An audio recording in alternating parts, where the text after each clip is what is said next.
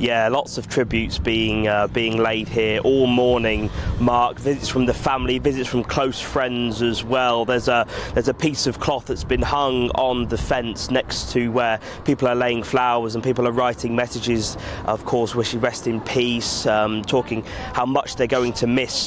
Who's been named locally as 15-year-old Sal Cookson. He was involved in that incident. Greater Manchester Police confirmed that traffic officers were following Sol on his e-bike, eventually down here where I am now on Lower Seedley Road.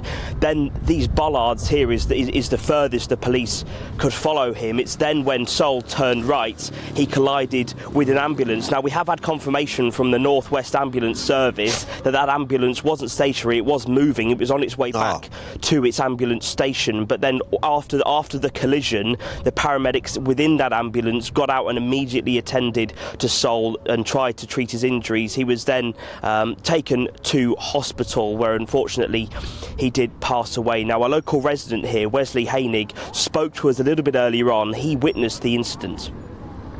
I stood at my friend's house over there and I seen a Range Rover coming down here very fast. And I thought, why is that coming down so fastly? And I looked, and my son, who's, God bless the young man, is his friend, he said, can you see that in front of you? I said, no, I can't. And it was rapid, it went dead fast, and he went round there, and the ambulance hit him.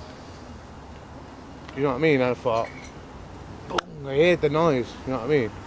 Then police made him drive round there that fast.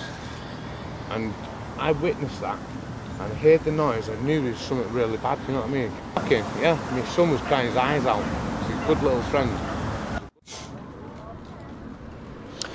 Yeah, as you can hear from that, a lot of anger within the community here at how this boy has come to die. And of course, it comes on the day that Andy Cook, who's the Chief Inspector of the Constabulary, has warned of the lack of public trust in policing. Not only with the drop in charges, two-thirds less charges since 2014. And of course, Labour of Yvette Cooper, she's called it totally dysfunctional. Of course, Suella Braverman's been referring to of course, her want to return to common sense policing. But here in Salford, those tributes being laid, a funding page has also been set up. Nearly £2,000 has been raised for the funeral, and the community coming together to mourn their loss. Yeah, and just to reiterate, in terms of the police investigation, there is now this inquiry from the Independent Office for Police Conduct underway.